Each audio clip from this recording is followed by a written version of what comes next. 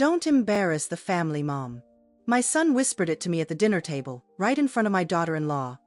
Around us, her high society friends burst into smug laughter, mocking everything from my outdated clothes to the way I held my fork. Their eyes scanned me like I was a stain that needed scrubbing out. So I stayed quiet. Let them laugh. Until she made the fatal mistake, bragging about her glamorous business.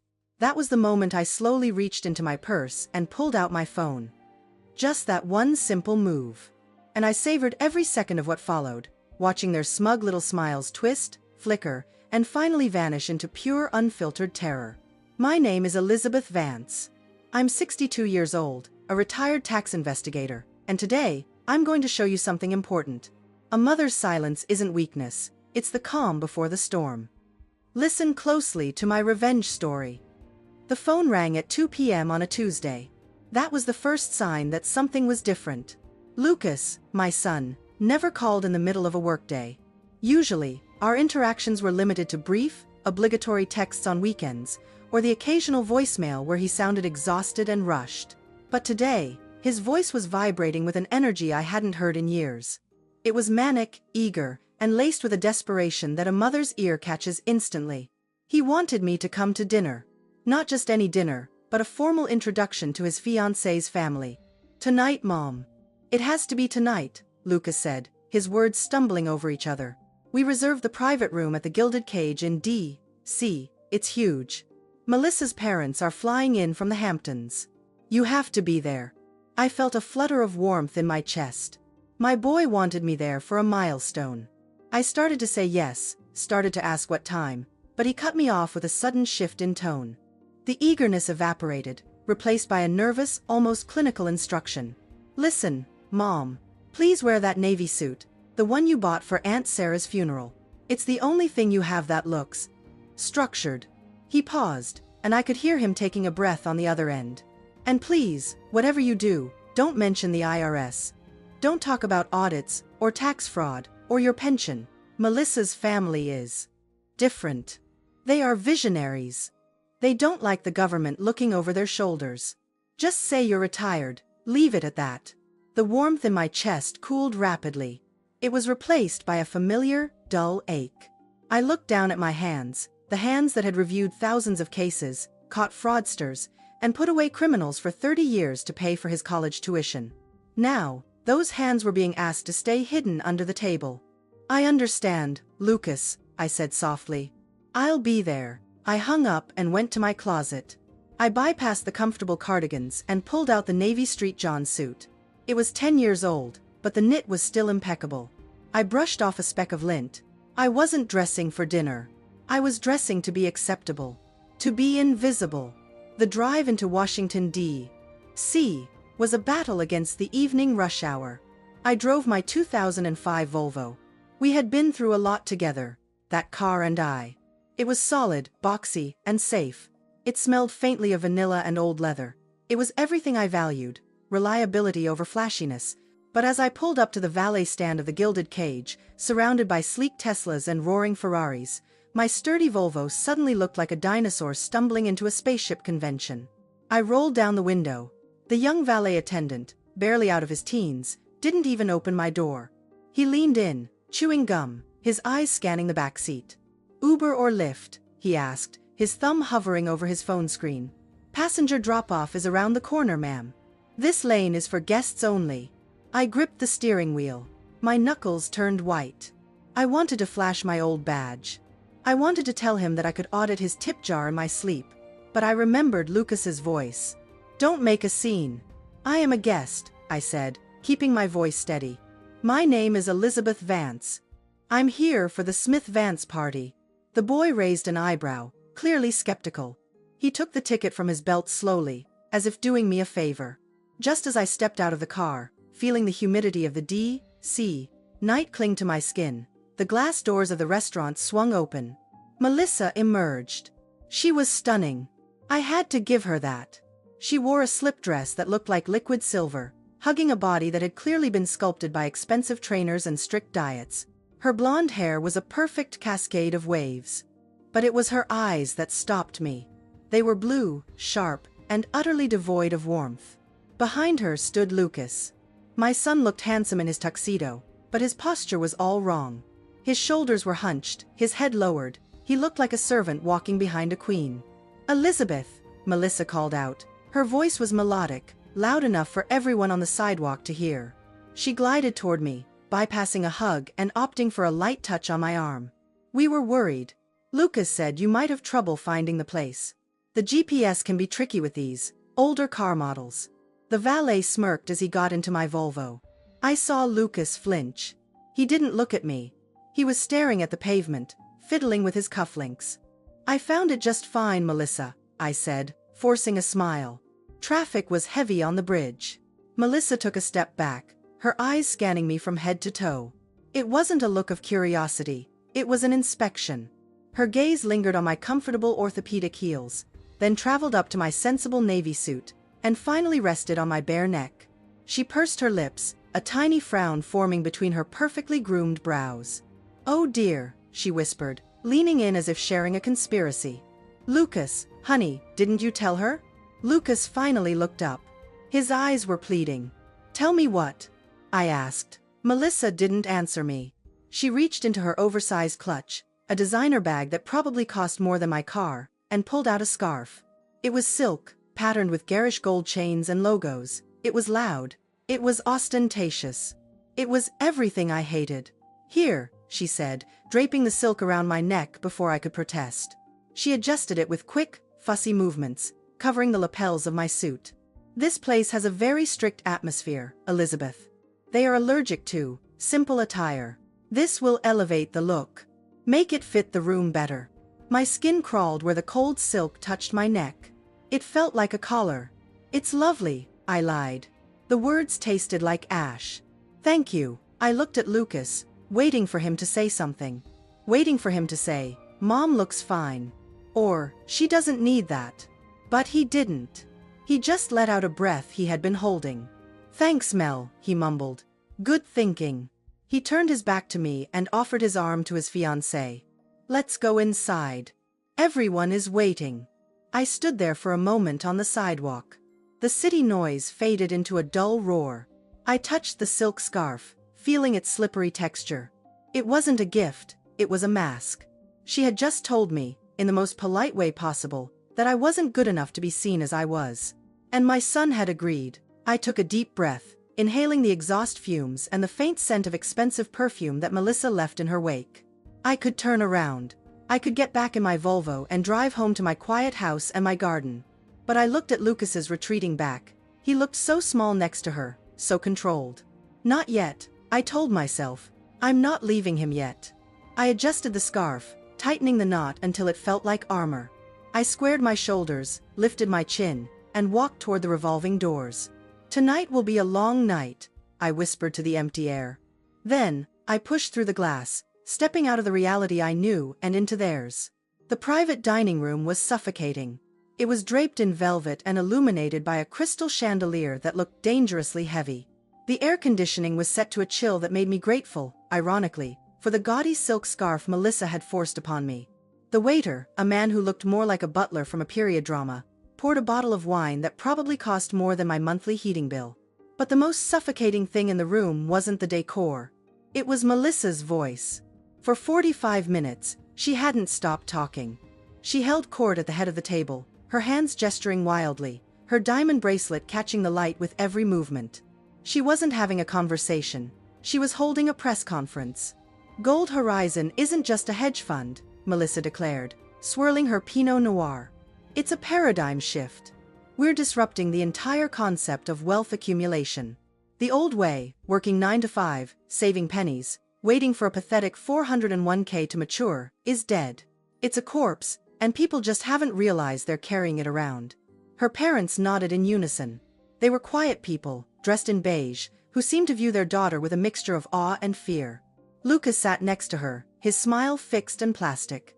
He nodded too, but his eyes were darting around the room, checking the exits. "We posted a 30% return last quarter," Melissa boasted, her eyes locking onto mine. 30%. While the market was bleeding. That's what happens when you use AI-driven algorithmic trading instead of, well, whatever dusty manuals you used back in the day, Elizabeth, I took a small sip of water. I had spent 30 years in the Criminal Investigation Division of the IRS. I had audited billionaires, drug lords, and politicians. I knew one thing for certain: when someone promises 30% returns while the market is down, they are either a magician or a liar. And magic isn't real. 30% is impressive, I said, keeping my voice neutral. Is that realized gain, or paper valuation? Because usually, a strategy that aggressive requires high leverage, if the market turns. Melissa let out a sharp, incredulous laugh. She looked at Lucas, then at her parents. Oh, bless her heart, she's talking about leverage. Lucas, honey, explain to your mother that we don't use leverage in the traditional sense. That's such a boomer concept. It's proprietary, Mom, Lucas said quickly. He cut into his steak with unnecessary force. Melissa's model is different. It's modern. Exactly, Melissa preened. It's about vision. You see, society is dragged down by people who play it safe. By the pensioners, the ones who sit on capital, clutching their social security checks, draining resources because they're too scared to invest in the future. They are basically dead weight. My grip tightened on the stem of my water glass. The term dead weight hung in the air, toxic and heavy. I thought about my neighbors. I thought about the teachers, the nurses, the factory workers who had scraped by to retire with dignity. Those pensioners built the roads you drive on, Melissa, I said. My voice was quiet, but it cut through the clinking of silverware. They paid the taxes that funded the internet your algorithm runs on. The room went silent. The waiter froze in the corner. Melissa didn't look angry. She looked amused. She leaned forward, resting her chin on her manicured hand. And look where it got them, Elizabeth. Driving old Volvos and wearing suits from last decade. No offense. She turned to Lucas. I think it's cute, really. It's like watching someone try to use a rotary phone. She's just jealous, Lucas. It's natural. People who are irrelevant often feel threatened by true innovators. I opened my mouth to speak. I wanted to ask her about her auditor. I wanted to ask for her SEC filings. The math in my head wasn't adding up. You don't get 30% steady returns without a Ponzi structure. I smelled it. It was a faint scent, like rot covered by heavy perfume. Mom! Lucas snapped. I turned to him. His face was flushed. Stop. Please. Just stop talking about finance. You're embarrassing me. Melissa is on the cover of Forbes next month. She knows what she's doing. You worked for the government. You guys couldn't even fix a pothole, let alone understand high-frequency trading. The pain of his words was sharp, sudden, and deep. It wasn't just the insult, it was the rejection. He was choosing her delusion over my reality. He was choosing the lie because it looked prettier. I closed my mouth. I looked down at my plate. The filet mignon looked raw and unappealing. I'm sorry, I murmured. I didn't mean to pry. It's okay, Melissa said, her voice dripping with fake sweetness. We can't all be winners. She stood up, raising her glass high. The light fractured through the red wine, making it look like blood. A toast, she announced, to Gold Horizon, to the future, and to a world where the old guard finally steps aside so the strong can eat. To a future without old people in the way. Lucas hesitated. For a split second, I saw his hand tremble. He looked at me, then at the powerful glowing woman beside him. He made his choice. He stood up. He smiled that hollow, broken smile. To the future, Lucas said. Clink. They drank. I sat still, my hands folded in my lap. The food turned to ash in my mouth. I watched them laugh, watched the waiter refill their glasses. I was analyzing now. The hurt was still there, but it was being compartmentalized. I was filing it away in a drawer marked personal, leaving the desk clear for professional. I watched Melissa's body language.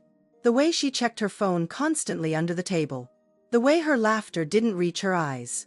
The way she spoke in slogans, not sentences. Then, she said it. We have this little nuisance though, Melissa sighed, sitting back down. A group of veterans. Can you believe it? They pooled their disability checks to buy into the fund last year. Now they're making noise, sending emails, threatening legal action just because we froze withdrawals for a system upgrade. She rolled her eyes, popping a piece of steak into her mouth. Greedy, senile old men. They should be grateful I even let them in. I'm going to crush them like bugs if they don't shut up. Something clicked in my brain. It was the sound of a safety catch being released. Veterans. Men and women who had served. People like my father. People who relied on that money to survive. And she had frozen withdrawals. That was the classic red flag. The death rattle of a Ponzi scheme. When the money stops coming out, it means there's no money left inside. I looked at Melissa, really looked at her. The glamour faded. The silver dress didn't look like luxury anymore. It looked like a costume. I looked at my son, who was laughing nervously at her joke about crushing bugs. I wasn't a mother at a dinner party anymore. The nhunnin, the endurance, evaporated. I picked up my napkin and slowly, deliberately, wiped my mouth. I placed it on the table. Veterans, I repeated. My voice wasn't quiet anymore. It was the voice I used when I sat across from tax evaders in a gray interrogation room. You took money from veterans, and now you won't give it back? Melissa stopped chewing. She looked at me, confused by the sudden change in temperature at the table. I pushed my chair back. The scraping sound was loud and violent against the floor. I think I've lost my appetite, I said. The dinner was over. The investigation had begun. The word Ponzi hung in the air like smoke from a blown fuse. It was heavy, toxic. I didn't sit back down. I stood my ground, my hands gripping the edge of the table. I looked straight at Lucas, ignoring the woman in the silver dress. I needed to reach him. I needed to pull him out of the burning building before the roof collapsed. Lucas, listen to me, I said, my voice steady but urgent. I spent 30 years tracking money. I know the signs. When a fund promises 30% returns in a bear market, it's a lie. When they freeze withdrawals for technical upgrades immediately after a liquidity request, it means the money is gone. It means they are using new investors to pay off the old ones. I took a breath. Those veterans aren't greedy, Lucas. They are victims. And if your name is on any of the paperwork, if you are a signatory, you are going to prison. The room was silent. Even the air conditioning seemed to stop humming. I expected Melissa to scream. I expected her to call security or throw her wine in my face. I was ready for a fight. I was ready for anger. I was not ready for tears. Melissa didn't explode. She imploded. Her lower lip began to tremble. Her eyes, so cold just moments ago, suddenly filled with large, shimmering tears. She let out a soft, broken sob and covered her face with her hands. I knew it, she wept, her voice muffled but perfectly audible. I told you, Lucas. I told you she hated me. But I didn't think she would accuse me of being a criminal. Melissa, stop acting, I snapped. Show me the audit trail. Show me the custodial bank records. Mom, stop it. Lucas slammed his hand on the table. The silverware jumped. His face was red, contorted with a mix of embarrassment and rage. You are ruining everything. You come here, you insult her, and now this? Melissa reached into her designer bag again. She didn't pull out a tissue. She pulled out a thick bound document with a navy blue cover. She slid it across the table toward Lucas, her hand shaking theatrically. I didn't want to show this, she sobbed, wiping a tear that had perfectly tracked down her cheek. I wanted us to be a family. But I knew. I had a feeling you would try to destroy me. Lucas grabbed the document. What is this? He asked. It's an independent legal opinion, Melissa whispered, looking at Lucas with wide, innocent eyes. From Sterling and Partners. It verifies our assets. It proves that the withdrawal freeze is mandated by the SEC for a standard compliance review. It proves everything is legal, Lucas. I carry it because people are always trying to tear successful women down. Lucas flipped open the document. I could see the embossed seal from where I stood. It looked official. It looked expensive. It was formatted exactly like the legal briefs I used to read. Let me see that, I demanded, reaching out. Lucas pulled it away. He looked at the paper, then he looked at me. The warmth was gone from his eyes. It says right here, Mom, Lucas said, his voice cold. Verified assets, 200 million. Compliance status, green. No irregularities found. Lucas, paper can be forged, I pleaded. Sterling and Partners? I've never heard of them. It's a shell firm. Please, just listen to me. Enough. Lucas stood up. He towered over me. You're not an agent anymore, Mom. You're a retired clerk who drives a Volvo and can't stand that my fiancé is more successful than you ever were. You're jealous. The word hit me like a physical blow. Jealous. Melissa sniffled and looked up at me. A small, sad smile played on her lips. I'm sorry you feel that way, Elizabeth, truly. I just wanted your blessing. Then, she did something that chilled my blood. She picked up her phone, which had been face down on the table. She tapped the screen. The red recording icon was pulsing. I recorded this, she said softly, holding the phone up. For my lawyer, in case you try to spread these lies to the investors. It's defamation, Elizabeth. Slander per se. In Washington, D.C., that's a serious offense. My stomach dropped. She had baited me. She had pushed every button, insulted every value I held, just to get me to snap. And I had walked right into it. She had a recording of me accusing her of a felony without proof, while she held a certified legal document proving her innocence. I looked at Lucas. He was standing next to her, his hand on her shoulder, comforting the predator. He was looking at me like I was the enemy. I realized then that I had made a tactical error. I had brought a knife to a gunfight. I had appealed to logic in a room run on emotion. You win, I said quietly. My voice felt hollow. You win this round, Melissa. It's not a game, Mum, Lucas spat. It's my life. And you're not welcome in it right now. He turned to his fiancée. Come on, Mel. Let's go. I can't stay here. Melissa stood up, smoothing her silver dress. She looked at me one last time. The tears were gone instantly, dried up as if by magic. Behind Lucas's back, she offered me a look of pure, unadulterated triumph. It was the look of a wolf that had just separated the calf from the herd. Don't worry about the bill, Melissa said, her voice dripping with condescension. We'll cover it. I know things are tight for you. They walked out. Lucas didn't look back. I stood alone in the private dining room. The unfinished steaks, the half-empty wine glasses, the heavy velvet curtains. It all felt like a stage set after the actors had left. I wasn't angry anymore. I was terrified, not for myself, but for him. I had just seen how deep the claws were sunk in. I picked up my purse. I adjusted the silk scarf that felt like a noose around my neck. Check, please, I whispered to the empty room. I walked out of the restaurant, my heels clicking on the marble floor. I pushed through the revolving doors and stepped out into the humid night air. I needed to get to the parking lot. I needed to breathe, but I knew the night wasn't over yet. The real severance was about to happen. The humidity hit me the moment I stepped outside. It was a thick, oppressive blanket that made it hard to breathe. Or maybe, that was just the weight of my own heart breaking. The valet stand was busy. Expensive cars were being pulled up one by one. Porsches, Bentleys, a matte black G-Wagon. The attendees were rushing, motivated by the promise of crisp $20 bills. I stood to the side, clutching my purse, waiting for my old Volvo. Lucas and Melissa were 10 feet away. They were waiting for her car, a sleek, silver Aston Martin that looked like a shark on wheels. I shouldn't have walked over. I should have stayed in the shadows. But I am a mother, and mothers don't know how to stop trying, even when the door has been slammed in their faces. Lucas, I said softly. My son spun around. He had loosened his bow tie. His face was pale, glistening with sweat under the harsh yellow lights of the parking lot. He didn't look like the confident man who had toasted to the future inside. He looked like a frightened boy lashing out. Don't, Lucas hissed. He held up a hand, palm out, a barrier between us. Just don't, Mom. Lucas, please. You have to look at the paperwork, I pleaded, my voice trembling.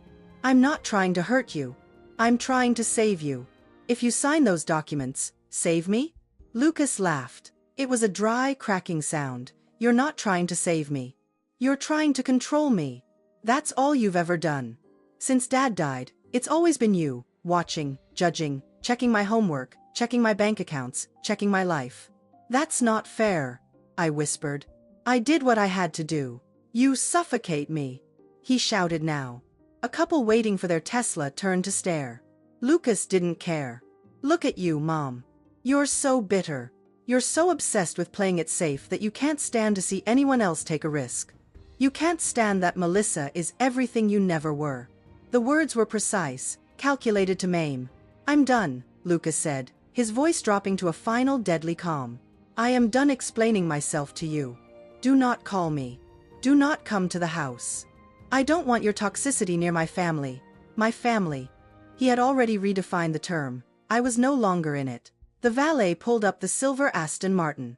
The engine purred with a deep, throaty growl. Lucas turned his back on me. He walked around to the passenger side, his movements stiff and angry. He got in and slammed the door. The sound echoed like a gunshot in the parking garage. I stood frozen. I felt a physical pain in my chest, a sharp tearing sensation. My son, my little boy who used to bring me dandelions. He had just cut me out like a cancerous tumor. Poor Elizabeth. The voice came from my left, soft, mocking. Melissa hadn't gotten in the car yet. She was standing right next to me. Close. Too close. The smell of her perfume, something heavy, musky, and expensive, filled my nose. I turned to look at her. The mask was gone. The teary-eyed victim from the dinner table had vanished. The charming socialite was gone. Standing there was something cold and reptilian. Her blue eyes were dry and hard as diamonds. Her lips were curled into a smirk that didn't reach her eyes. She leaned in. She invaded my personal space, bringing her lips inches from my ear. "You have good instincts," she whispered. Her voice was low, intimate, a secret just for the two of us. "You really do." For a retired bureaucrat, I stiffened. I tried to pull back, but I was paralyzed by the sudden shift in her energy. "You're right," Melissa continued, her whisper like a razor blade wrapped in velvet. "Gold Horizon is a scam. It's a beautiful, intricate, leaking ship. And do you know who is going to be the captain when it goes down?"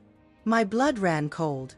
I looked at the car, at the silhouette of my son sitting in the passenger seat, staring straight ahead, unaware.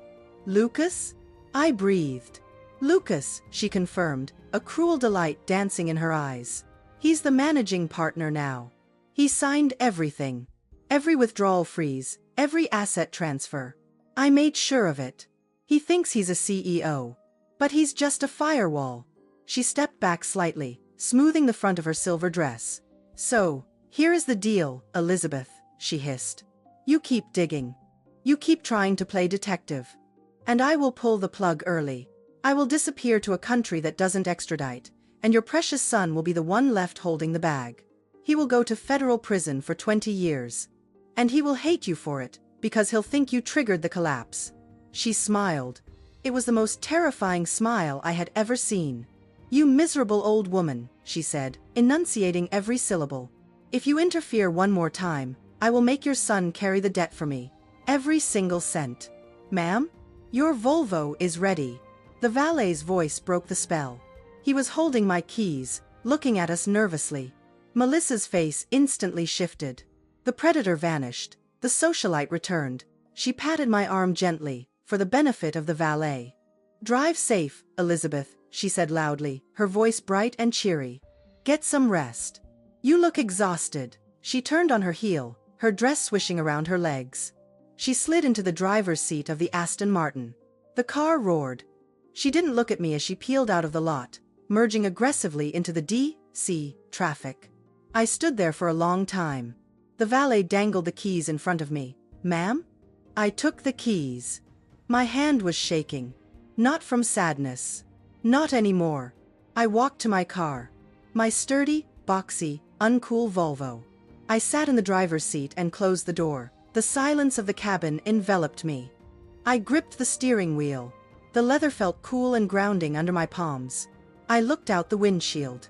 The red taillights of the Aston Martin were just a blur in the distance now, disappearing into the night. My son was gone. He had rejected me. He had thrown me away. But he was also a hostage. He was sitting in that car with a monster, and he didn't even know it. He was the scapegoat. The fall guy. The patsy. Melissa thought she had broken me. She thought that by threatening Lucas, she would force me into silence. She thought a mother's love meant blind submission. She was wrong. I reached up and touched the silk scarf around my neck, the one she had given me. The mask. I untied it slowly. I felt the knot loosen. I pulled the slippery fabric from my neck and looked at it. It was garbage. Flashy, cheap, synthetic garbage. I balled it up in my fist. My tears stopped. The ache in my chest was still there, but it was hardening. It was turning into fuel. I wasn't just a mother anymore. I was a senior investigator. I was the woman who had brought down the cartel in '98. I was the woman who could find a hidden asset in a haystack of shell companies. You made a mistake, Melissa, I whispered to the empty car.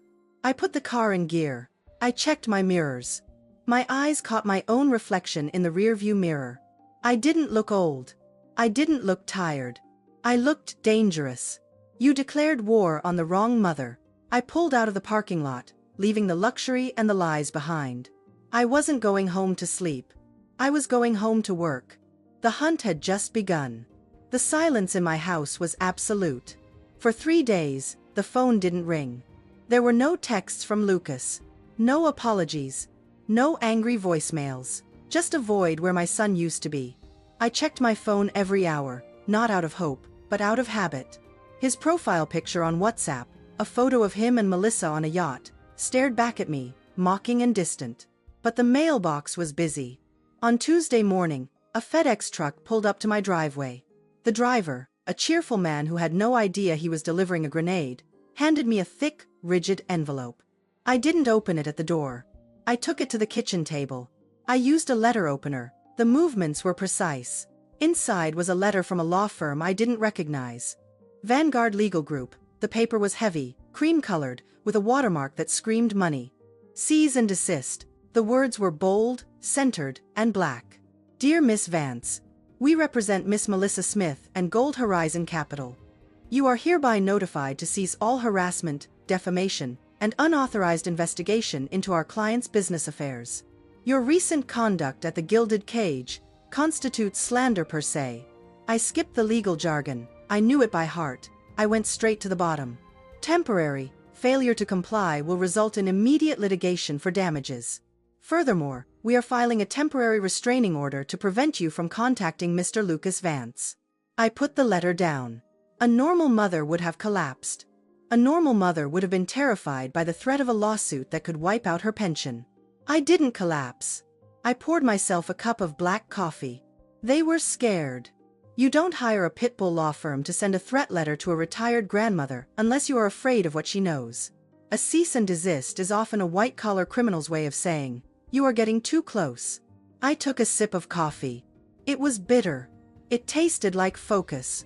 I walked down the hallway to the guest bedroom closet. I pushed aside the winter coats and the vacuum cleaner. In the back, tucked under a stack of old blankets, was a metal footlocker. It was scratched and dented. I dragged it out. It scraped against the hardwood floor. Shirred. I sat on the floor and opened the latches. The smell of old paper and metal hit me. It was the smell of my past. Inside, everything was exactly where I had left it 5 years ago. My old holsters, my field notebooks, and there, in a small leather wallet, was my badge. IRS, Criminal Investigation. It was expired. Technically, it was just a piece of metal now. It carried no legal authority. But as I held it in my hand, feeling the cold weight of the shield, I felt a shift in my chest. The heartbreak was still there, but it was being walled off. I was compartmentalizing. Elizabeth the mother was retired. Elizabeth the special agent was back on the clock. I took out my laptop. I cleared the kitchen table of flower vases and placemats. I replaced them with a notepad, a pen, and a burner phone I had bought at Walmart an hour ago. I dialed a number I hadn't called in years. It rang 4 times. Yeah? A gravelly voice answered. Frank, I said. It's Liz. There was a pause. Then, a low chuckle. Elizabeth Vance. I thought you were busy growing prize-winning hydrangeas in suburbia. I was, I said. The weeds got too thick. Frank Miller, former assistant U.S. attorney. We had worked the cartel cases in the 90s. He was the only prosecutor I knew who hated money launderers as much as I did. He was retired now too, running a small private investigation firm out of Baltimore, mostly handling divorce cases to pay for his boat. I need eyes on a firm called Gold Horizon, I said. And a woman named Melissa Smith. The whiz kid, Frank asked. I've seen her on CNBC. She's the flavor of the month. She's a fraud, Frank, a Ponzi, and she has Lucas. The humor left Frank's voice instantly. Talk to me. I gave him everything. The 30% returns. The frozen withdrawals. The fake legal opinion from a shell law firm. The threat against the veterans. I need to know where the money is going. I said. I can't access the databases anymore. I'm locked out. Give me 24 hours, Frank said. I still have friends in the Treasury Department who owe me favors. The 24 hours passed slowly. I didn't sleep. I spent the time mapping out what I knew. I taped a large map of Washington, D.C., and Virginia to my dining room wall. I started connecting dots with a red marker. Point A, the Gilded Cage, the introduction. Point B, Gold Horizon HQ, the facade. Point C, the Aston Martin, the spending. I was building a net. At 11 p.m. the next night, the burner phone buzzed. Liz, Frank's voice was tight. You were right, but it's worse than a Ponzi. I gripped the phone. How much worse? I had a buddy pull the suspicious activity reports, Frank said. Gold Horizon is moving massive amounts of cash through shell companies in the Caymans and Cyprus. But the inflow, it's not just investors.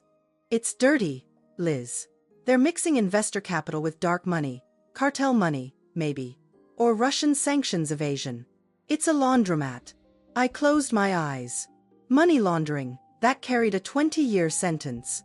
Minimum. And Lucas? I asked, dreading the answer. His name is on the LLCs, Liz, Frank said softly. He's the registered agent for the offshore accounts. If the feds raid them tomorrow, Melissa walks away, claiming ignorance, and your boy takes the fall for international racketeering. She set him up, I whispered. She's been grooming him for this. We need the ledger, Frank said. His voice was all business now. The electronic records are encrypted, the bank transfers are obscured by layers of shell companies. To prove she's pulling the strings, we need the original investor list and the shadow ledger. The one that shows the real numbers. Where is it? I don't know, but there's a weak link. There's always a weak link, I said. The veterans, Frank said. The group Melissa complained about. They filed a formal complaint with the state attorney general yesterday. It was dismissed this morning due to lack of evidence. Someone paid off a clerk to bury it. Who leads the group? I asked. A guy named Arthur Miller. He's in a facility called Sunny Pines just outside of Fairfax. I looked at the map on my wall. Fairfax was 40 minutes away. Arthur Miller, I repeated. Sunny Pines. Liz, Frank warned. Be careful. These aren't just white-collar thieves. If they are washing money for the wrong people, they can get violent. I know, I said. I'm counting on it. I hung up. I walked over to the map. I took the red marker and circled the location, Sunny Pines Nursing Home. My son wasn't speaking to me. My reputation was under attack. I was alone in a silent house with a box of old memories and a terrifying truth. But I wasn't helpless. I wasn't doing this for a thank you. I wasn't doing this to be a good mother-in-law. I was doing this to clear the board. I looked at the red circle on the map. Hold on, Mr. Miller, I said to the wall. Help is coming. I turned off the kitchen light. The house plunged into darkness, but my mind was clearer than it had been in years. The investigation was live. Sunny Pines smelled of lemon pledge and boiled cabbage. It was the scent of a waiting room for the end of life. I walked down the beige hallway, checking room numbers. I had traded my power suit for a soft cardigan and slacks. Here, I wasn't an investigator. I was just another visitor, indistinguishable from the daughters and wives coming to say their slow goodbyes. Room 204 was open. Arthur Miller sat in his wheelchair by the window. He was staring at the parking lot with the intensity of a sentry on watch. A folded American flag in a glass case sat on his dresser. A Marine. Mr. Miller? I knocked softly on the doorframe. He spun his chair around. His movement was jerky, defensive, his eyes, clouded with cataracts, narrowed instantly.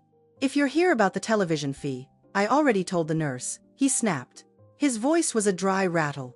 Take the damn thing. I don't watch it anyway. I'm not here for the TV, Arthur, I said, stepping inside.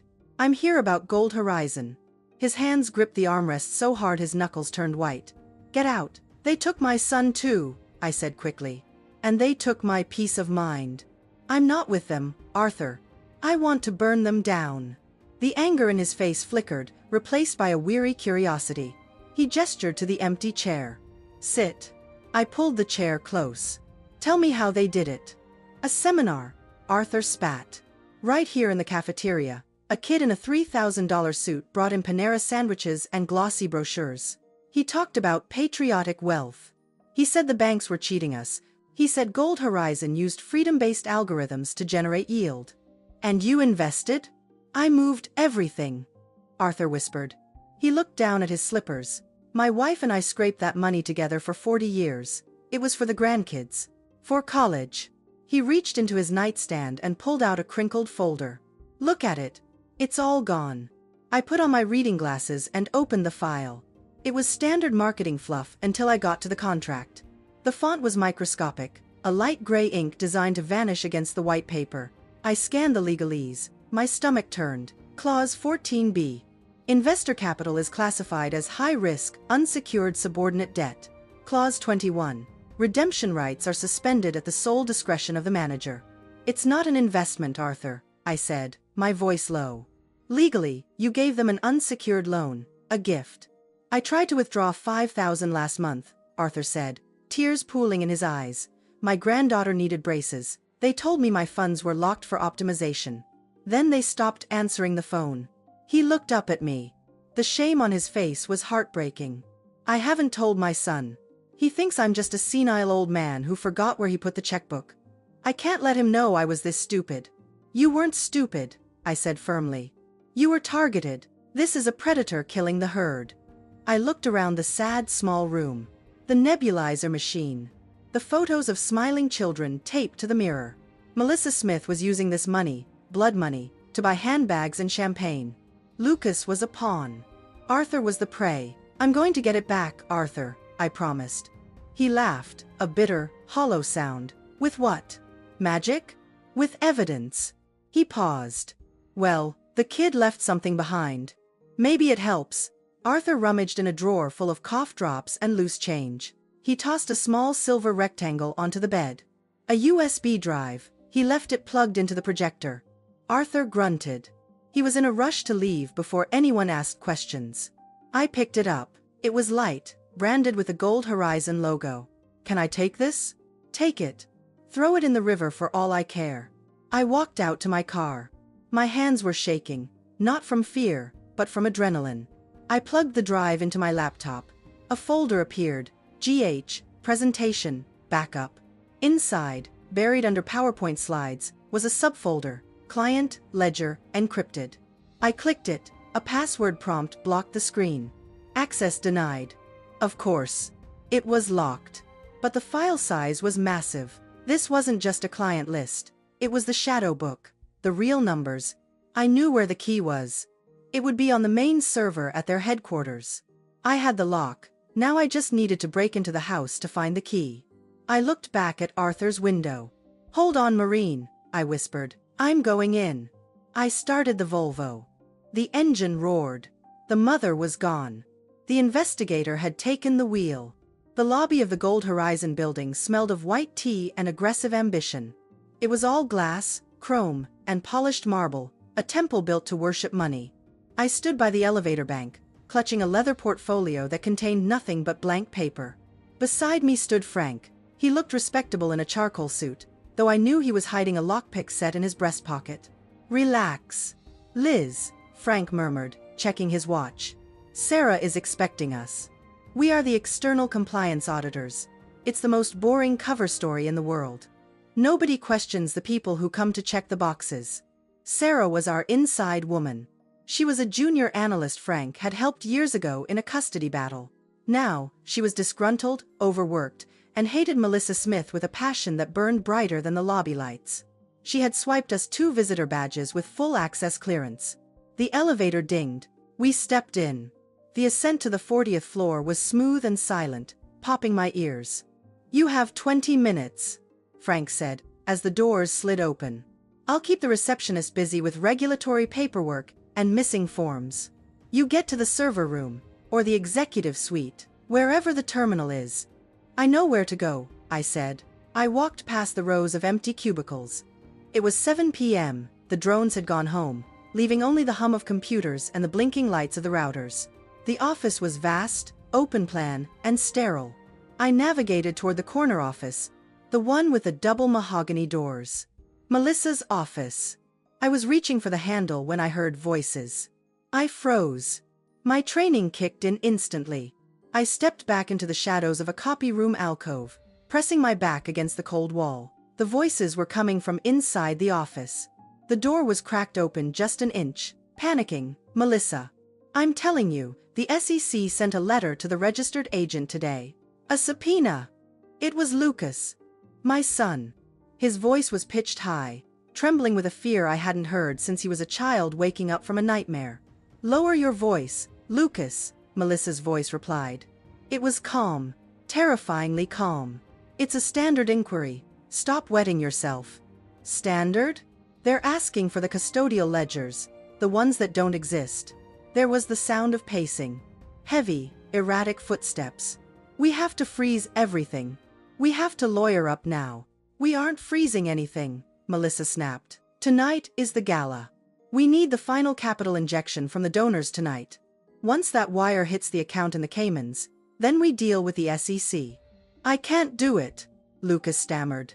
I can't go on that stage and lie anymore. Mom was right. We're robbing people. There was a silence. A long, heavy silence. Your mother, Melissa said, her voice dripping with disdain, is a relic. And you, Lucas, you are disappointing me. I heard the sound of glass clinking, ice against crystal. Let me explain something to you, darling, Melissa continued, her tone shifting to a lethal softness. Gold Horizon is a machine. Every machine has parts. I am the engine. I drive it forward. I create the vision. And what am I? Lucas asked. You? Melissa laughed lightly. You are the bumper. You are the crumple zone. You are the pretty face on all the LLC paperwork. If the car crashes, the bumper gets destroyed, so the engine can be salvaged. What? What are you saying? I'm saying that if the feds come knocking tomorrow, my name isn't on a single binding document, Lucas. Yours is. You signed the checks. You signed the tax returns. You are the CEO. I covered my mouth with my hand to stifle a gasp. I felt tears prick my eyes, not of sadness, but of pure, white-hot rage. She wasn't just using him. She had built the entire scaffold of her crime on his back. She had planned his destruction from the very first date. You set me up, Lucas whispered. The realization in his voice was shattering. You planned this. You're going to leave me to take the fall. Only if you panic, Melissa said coldly. Now, pull yourself together. Go to the bathroom, wash your face, put on your tuxedo. We have a gala to attend. If you ruin this night for me, Lucas, I won't have to wait for the feds. I'll ruin you myself. I heard footsteps approaching the door. I shrank back into the darkness of the alcove, holding my breath. Lucas walked out. He looked like a ghost. His face was gray, his eyes hollow. He walked past my hiding spot without seeing me, moving like a man walking to the gallows. I wanted to run to him. I wanted to grab his arm and drag him out of the building. But I couldn't. If I revealed myself now, Melissa would call security. She would destroy the evidence. She would win. I had to let him walk away so I could save him. I waited until the elevator dinged, signaling his departure. Then, I turned my attention to the office. Melissa was still inside. I heard her typing furiously on a keyboard. Click-clack, click-clack. Then, the sound of a printer whirring. Then, the distinct rip of paper being torn off a pad. Useless IT department, she muttered, loud enough for me to hear, making me change it every week. She grabbed her purse. The lights in the office clicked off. I pressed myself flat against the wall again. Melissa stepped out, looking immaculate in a cream trench coat. She checked her phone, smiled at something on the screen, and walked toward the elevators. Her heels clicked rhythmically on the marble, the heartbeat of a predator on the prowl. The elevator doors closed. She was gone. I didn't waste a second. I slipped into her office. It was still warm. The scent of her expensive musk perfume hung heavy in the air, masking the smell of ozone and electronics. I went straight to the computer. It was locked, obviously. A password prompt blinked on the screen, mocking me. I looked around. I knew how people like Melissa thought. They were arrogant. They believed they were above the rules, including cybersecurity protocols. She had just complained about changing her password. She had just written something down. I checked the desk surface. Clean, nothing but a gold pen holder. I checked under the keyboard. Nothing. I looked at the trash can. It was a sleek, silver mesh cylinder under the desk. It was empty, except for one thing, a single, balled-up piece of yellow sticky note. My heart hammered against my ribs. I reached into the bin. My fingers brushed against the cold metal mesh. I grabbed the paper. I smoothed it out on the desk, using the moonlight filtering through the window to read. There, in hurried, jagged handwriting, new pass, Midas touch, infinity dollar. She hadn't shredded it. She hadn't burned it. She had crumpled it and tossed it, assuming no one would dare look in her trash. Her arrogance was her vulnerability. I pulled the USB drive, Arthur Miller's drive, from my pocket. I plugged it into the USB port of her computer. The screen prompted for the decryption key. I typed it in. MIDAS. My fingers were trembling slightly. Access granted. The folder opened. I gasped. It wasn't just a ledger. It was a map of the entire underworld she had built, shell companies in Panama, wire transfers to accounts labeled consulting fees that funneled millions directly into her personal offshore trusts. And there, at the bottom, was the exit strategy folder. Flight confirmations for tonight, a one-way ticket to Dubai. She wasn't planning to stay and fight. She was leaving tonight. She was going to drain the accounts at the gala and vanish, leaving Lucas to face the FBI in the morning. I didn't have time to copy everything. I didn't need to. I just needed the proof of intent. I dragged the files onto my own encrypted drive. The progress bar crawled. 20%, 50%, 80%. Come on, I whispered. Come on. The door to the outer hallway opened. Voices. Security guards doing their rounds. I thought I saw a light in the CEO's office. A deep voice said, "Check it out." The progress bar hit 100%. I yanked the drive out. I grabbed the sticky note. I couldn't leave a trace. I ducked under the heavy oak desk just as the flashlight beam swept across the room. The beam cut through the darkness, illuminating the leather chair, the silent computer screen, the empty desktop. Clear, the guard grunted. Must have been a reflection from the street. Let's go, break time. The door closed, the footsteps faded. I crawled out. My knees were shaking. I wasn't young anymore, and my heart was beating so fast I could feel it in my throat. But I had it. I had the smoking gun. I slipped out of the office, moving like a shadow through the corridors until I reached the service stairwell where Frank was waiting. He saw my face and didn't ask questions. He held the door open. We descended 40 flights of stairs in silence. My legs burned, but I didn't slow down. When we finally burst out the side exit into the alleyway, the night air hit me like a splash of cold water. I leaned against the brick wall, gasping for air. I held up the small USB drive. It glinted in the street lamp light. "We have it," I panted. "She's running tonight, Frank." "At the gala." Frank looked at the drive, then at me. His eyes were grave. "Then we don't have time to go to the FBI," he said. "By the time they get a warrant, she'll be over the Atlantic." "I know," I said, straightening up. I brushed the dust off my cardigan. I looked at the city skyline, where the Ritz-Carlton Hotel was glowing in the distance. The gala was starting in 2 hours. "We have to crash the party," I said. Frank nodded. He reached into his jacket and pulled out a gun clip. He checked it, then slid it back in. "I'll drive," he said. I looked at the sky. The first hint of dawn was still hours away, but for me, the darkness was finally lifting. I wasn't just investigating a crime anymore. I was going to stop an execution. "Let's go," I said. "My son is waiting." Frank's home office was a chaotic mess of legal briefs, empty coffee cups, and cigarette smoke. It was the command center of a man who hadn't slept in 24 hours. We were huddled around his 3 monitors. The hum of the computer fans was the only sound in the room. "Decryption complete," the system announced, a mechanical, flat voice. The screen flooded with data. It wasn't just a stream of numbers. To me, it was a narrative. A story written in Excel spreadsheets and PDF bank statements. I put on my glasses. I leaned in. The mother in me wanted to look away, but the investigator forced my eyes open. "Look at the layering," I whispered, pointing at the screen with a trembling finger. She didn't just steal the money. She shredded it. The shadow ledger, the real books, revealed the anatomy of a monster. Column A, incoming funds. That was Arthur Miller's pension. That was the veterans' disability checks. That was the life savings of teachers and nurses. Column B, allocation. This was where the lie lived. The glossy brochures promised investments in green energy and tech startups. The ledger showed the truth. Account 4492 Cayman Islands, $5 million, purchase, real estate, villa. Account 8821 Swiss UBS, $2 million. Label, consulting fees. Account 1102 Delaware LLC, $750,000. Label, lifestyle management. It was a classic Ponzi structure, but turbocharged. She was burning cash as fast as it came in. But then, I saw the name. It was repeated on every line of the authorized signatory column. Lucas Vance. Lucas Vance. Lucas Vance. My stomach lurched. I had to grab the edge of the desk to steady myself. She didn't sign anything, Frank muttered, his face grim as he scrolled down. Not a single check, not a single wire transfer authorization. Every time money moved illegally, she used his digital key.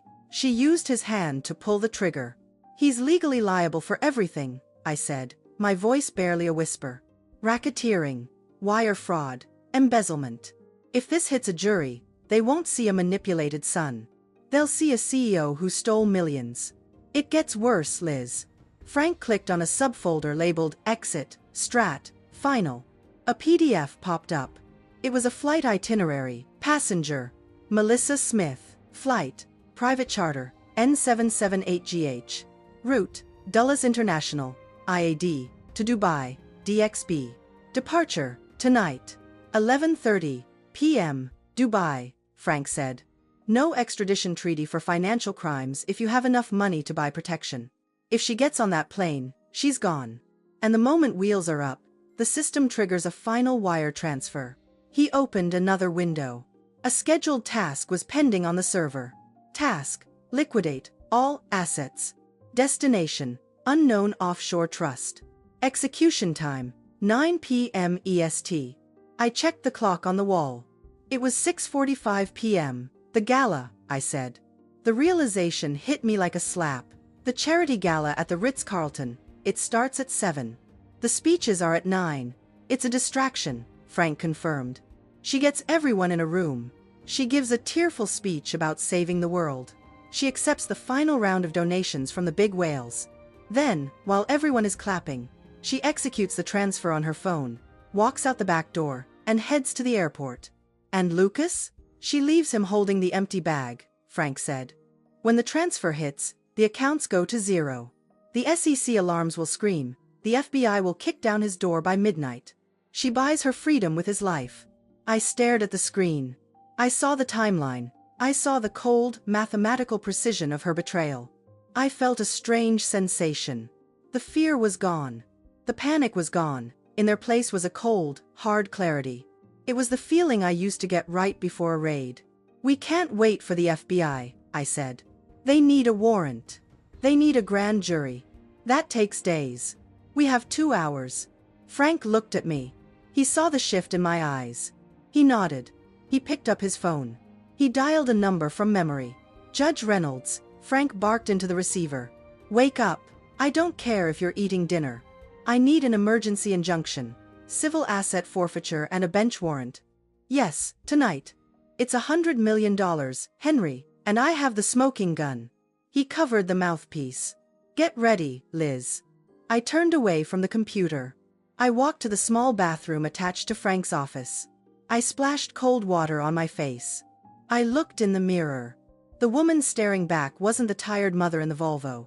She wasn't the widow who gardened to pass the time. She was the matriarch. I opened the garment bag I had brought with me. I bypassed the sensible cardigan.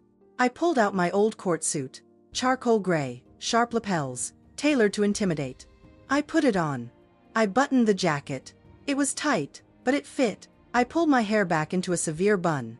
No loose strands, no softness. I walked back into the office. Frank was just hanging up the phone. Judge signed it, Frank said. Digital warrant is active. But we have to serve it. We have to physically stop that transfer. He reached into his desk drawer. He pulled out his old Glock. He checked the chamber, the metallic click-clack sound echoing in the small room. Then, he grabbed a stack of papers, the printed evidence from the shadow ledger.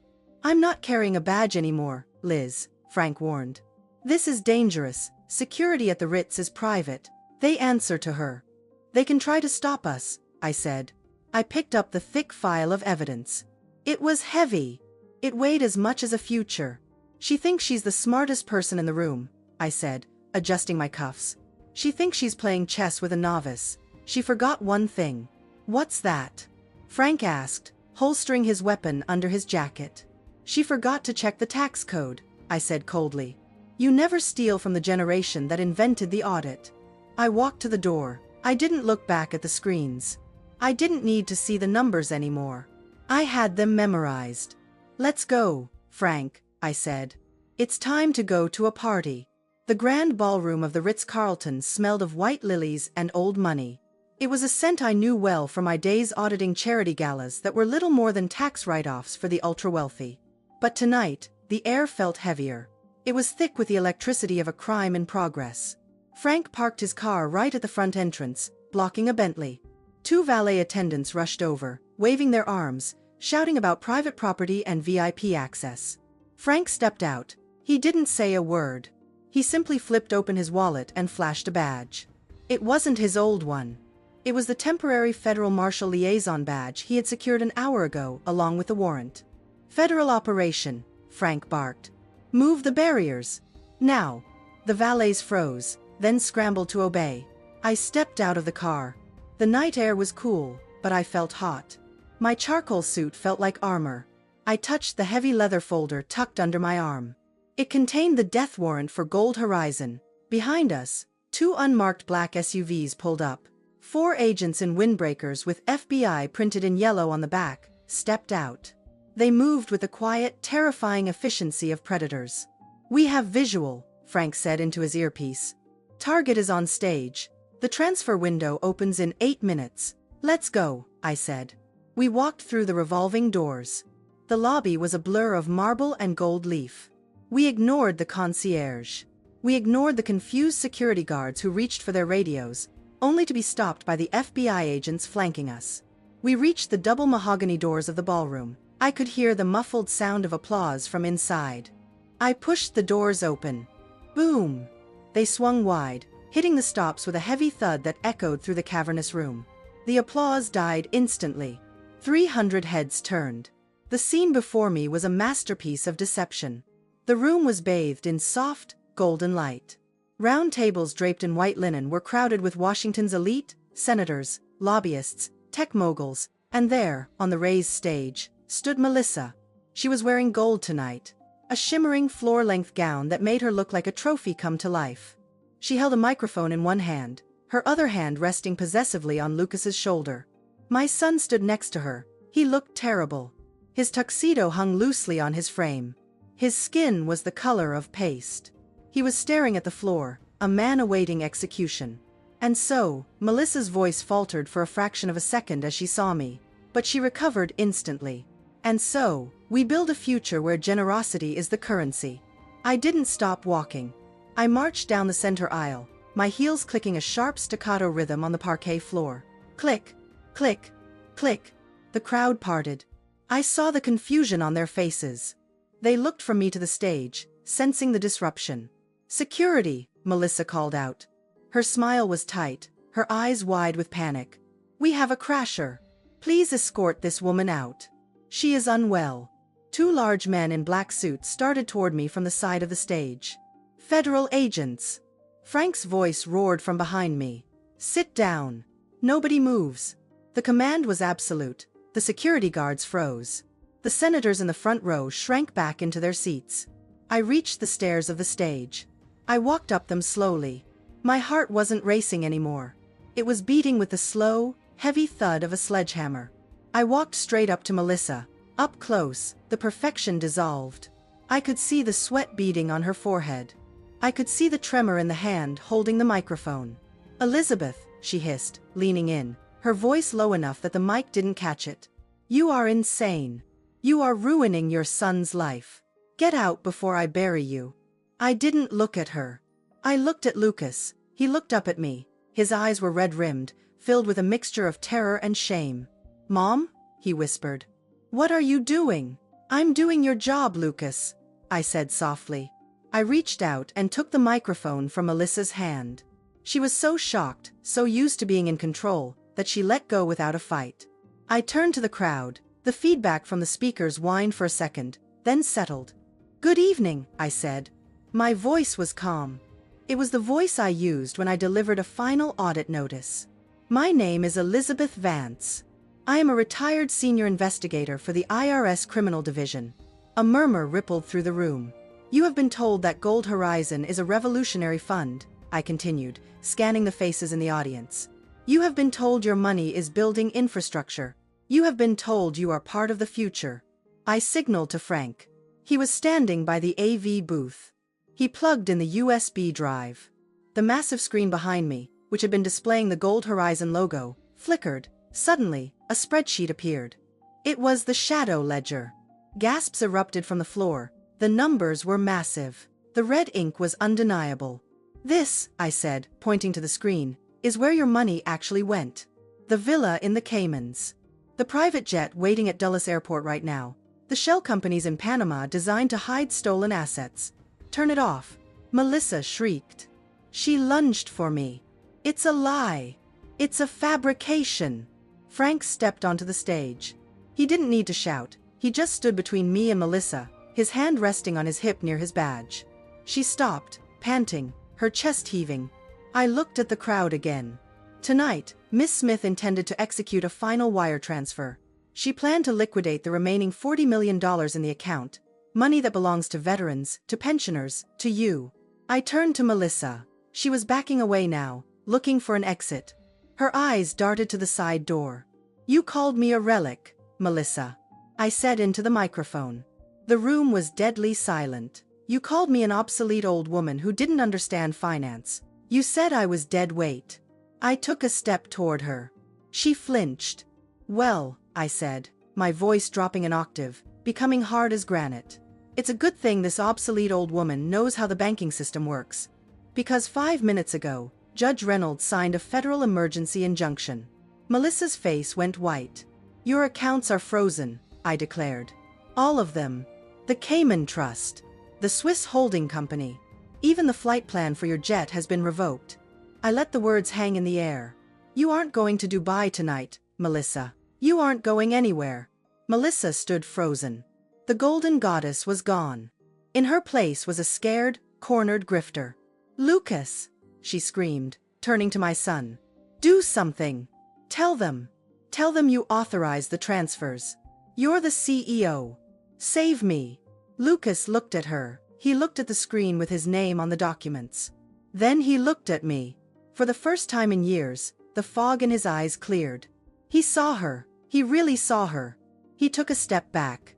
"No," Lucas whispered. "Lucas," she screeched, grabbing his lapels. "Federal agents. Hands where we can see them." The FBI agents swarmed the stage. It was a blur of motion. Melissa was spun around.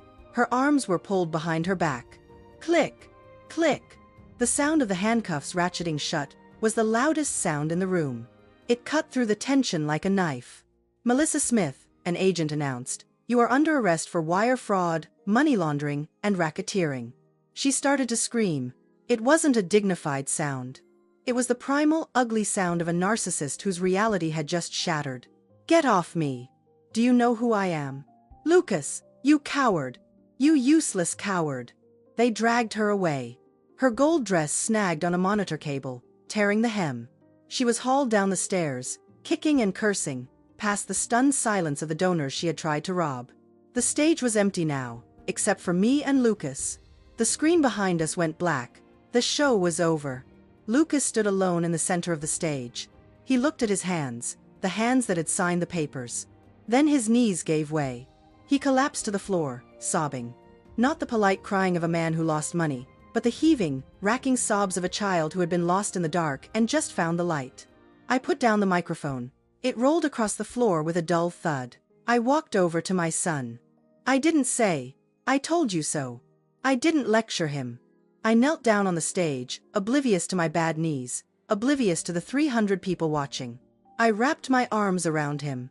I pulled his head onto my shoulder. "It's okay," I whispered into his ear. "I've got you. The ledger proves she manipulated you.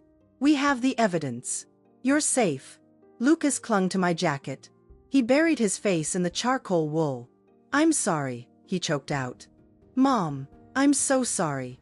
Camera flashes began to pop in the audience. Flash. Flash.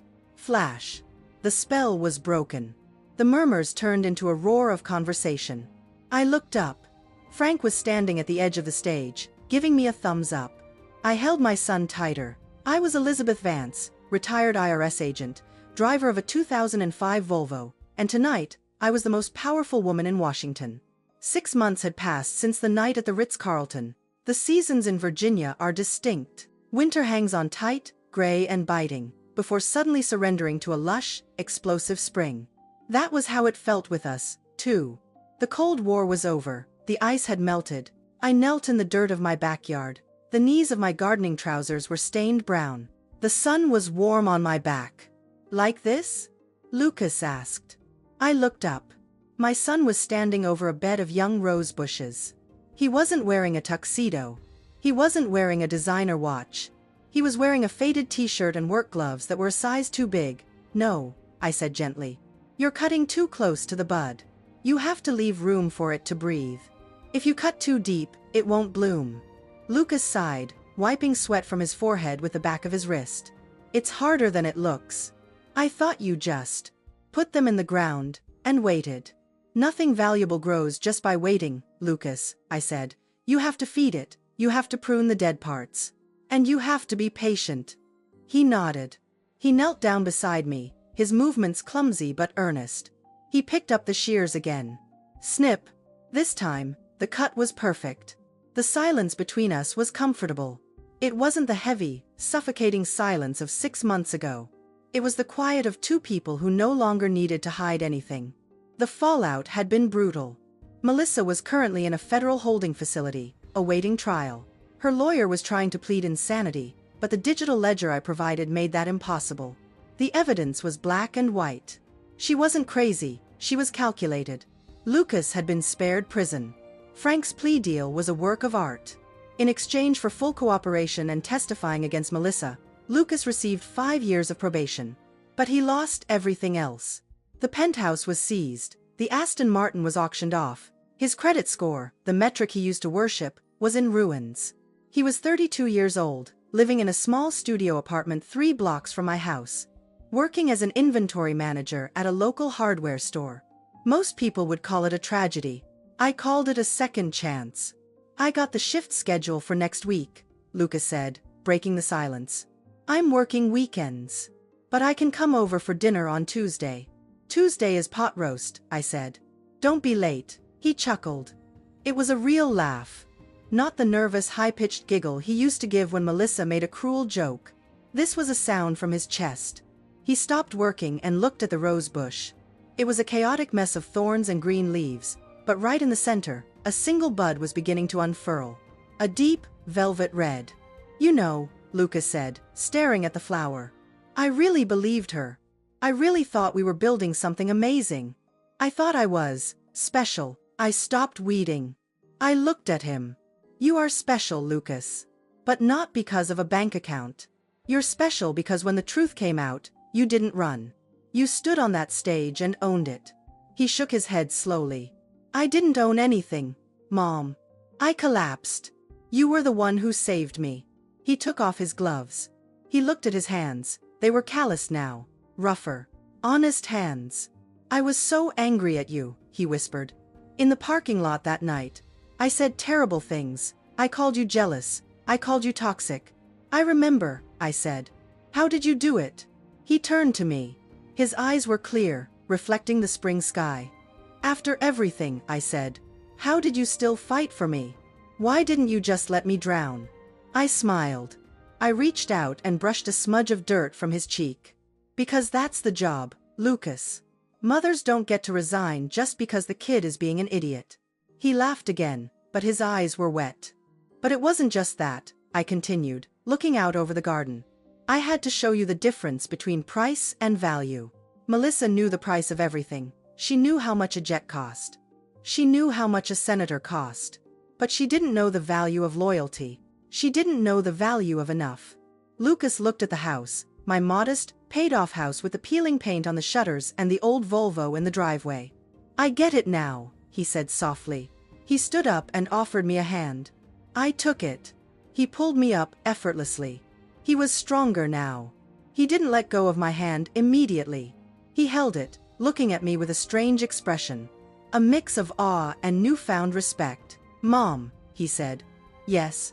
I've been meaning to say this for a while." He took a breath.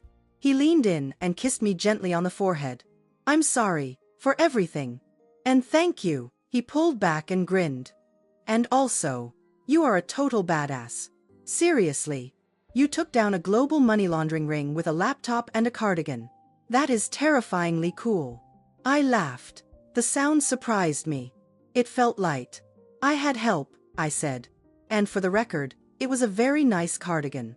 Yeah, he teased. "I'm going to wash up." "Tuesday, pot roast?" "Tuesday," I confirmed.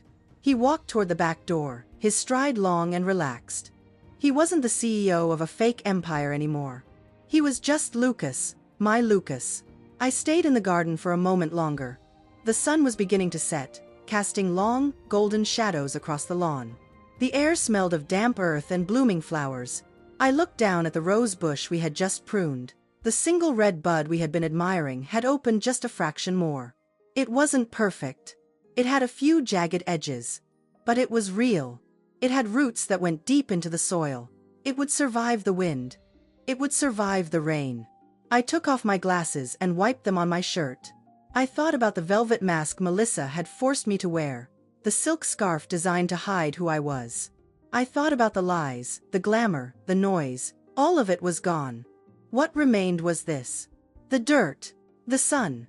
The quiet satisfaction of hard work, and a son who finally knew the way home. I touched the petal of the rose. It was soft, but the stem was strong. "We won," I whispered to the flower. I wasn't talking about the lawsuit. I wasn't talking about the money. I picked up my gardening tools. I walked back toward the house, my heart full. I had fought the hardest battle of my life, against a world that told me I was irrelevant, against a son who told me I was unwanted. And I was the one still standing in the garden. I opened the back door and stepped into the warmth of my kitchen. The kettle was whistling. Life, beautiful and ordinary, went on. The story you just heard has had its names and locations changed to protect the identities of those involved. We're not sharing this to judge anyone, but in the hope that someone out there will pause and reflect. How many mothers are silently suffering in their own homes? Honestly, I wonder, if you were in my shoes, what would you do? Would you stay quiet to keep the peace, or would you speak up and fight to reclaim your voice? I'd really love to hear your thoughts on this story from Grandma's Secrets, or any feedback you have that could help us make our content even better. God always blesses the brave, and I truly believe courage leads us toward better days. For now, I'm leaving 2 of the most loved stories from our channel on the end screen. I think they'll surprise you.